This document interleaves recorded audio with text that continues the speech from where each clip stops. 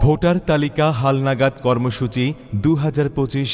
Voter তালিকা হালনাগাদ কর্মসূচি 2025 20 জানুয়ারি 2025 তারিখ হতে সারা দেশে বাড়ি বাড়ি গিয়ে ভোটার তালিকা হালনাগাদ কার্যক্রম শুরু হচ্ছে।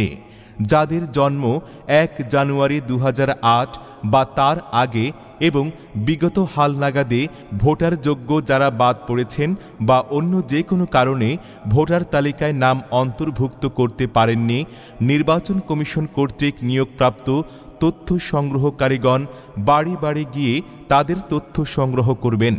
এই সময় মৃত ভোটারদের ভোটার তালিকা হতে বাদ দেওয়ার জন্য তথ্য সংগ্রহ করা হবে।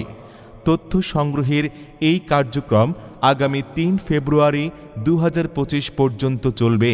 ভোটার হতে যেসব কাগজপত্র লাগবে: 17 ডিজিটের অনলাইন জন্ম সনদের কপি, জাতীয়তা বা নাগরিকত্ব সনদের কপি, নিকট আত্মীয়ের যেমন পিতা মাতা, ভাই বোন প্রভৃতি এনআইডির ফটোকপি, জেএসসি বা এসএসসি দাখিল বা সমমান অথবা 8ম শ্রেণী পাশের সনদের কপি, প্রযোজ্য ক্ষেত্রে ইউটিলিটি বিলের কপি, বিদ্যুৎ বা গ্যাস বা পানি বা হোল্ডিং বা চৌকিদার ট্যাক্স রসিদের ফটোকপি।